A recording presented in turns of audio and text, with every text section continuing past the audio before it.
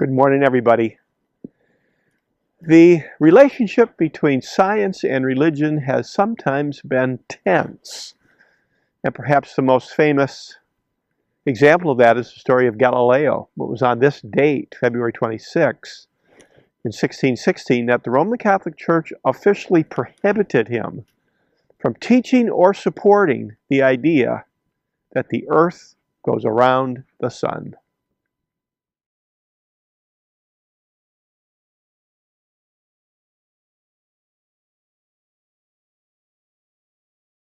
The ancient view of the world, especially set forth by Aristotle, was that the earth was the center and everything went around it. You can't feel any motion, right? You see the sun pass overhead. But in 1543, Copernicus published a book in which he said, I think it's the opposite. The sun is the center and everything goes around the sun. So when Galileo was born in Pisa, in 1564, the Copernican idea had been around for about 20 years, so it wasn't new, but kind of new. Now, the telescope had been invented in the Netherlands around 1608, and at first it was considered kind of a party toy and kind of a novelty. But Galileo was intrigued by it. He made his own. Here's one of his. He learned how to grind lenses. He studied optics. And he thought maybe he could sell some telescopes to Venice. So the Venetian navy was the strongest in the Mediterranean. Galileo thought maybe the navy would want to buy some, maybe the government of Venice, because it was a port and it could look out into the Med. So here's Galileo demonstrating the telescope to people in Venice, and they liked it and said, hey, we'll take some, and they ordered some from him.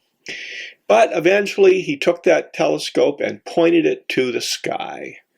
So the first observatory in the world, so to speak, was in Italy. And one of the things he noticed was that the moon had craters and pockets. The ancient view is that the moon was the pristine white disk, but Galileo said, no, it isn't. And then he noticed that Jupiter had moons. And the ancient view was that everything had to revolve around the Earth, but here are moons revolving around a planet. So that was a new idea. So he rushed into print in March of 1610, the Starry Messenger, in which he put forth what he had observed about the moon and Jupiter. Big seller, lots of reprints. And later that year, he noticed that Venus seemed to wax and wane. So maybe we're viewing it as it goes around the sun differently, depending where we are. And speaking of the sun had spots, and he actually drew sunspots. And that challenged the historical view that the sun was pristine. But the big issue came when people said, what about Bible verses that talk about the earth as the center and the sun moving? Aren't your ideas challenging that? And Galileo's response was, basically, the Bible is not a science book. It's a book about faith. And that got him into big trouble, and that led to our event. So on February 26, 1616, the church basically said, don't publish anything that supports the Copernican view. You're wrong. There's no evidence. Be quiet about it. So he's not a heretic at this point.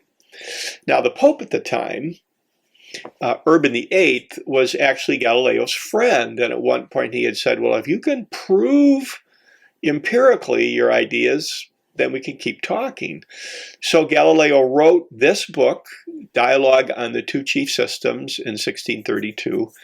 And it was supposedly a dialogue between the Copernican view and the church view, but the way he set it up, it really made the church look stupid.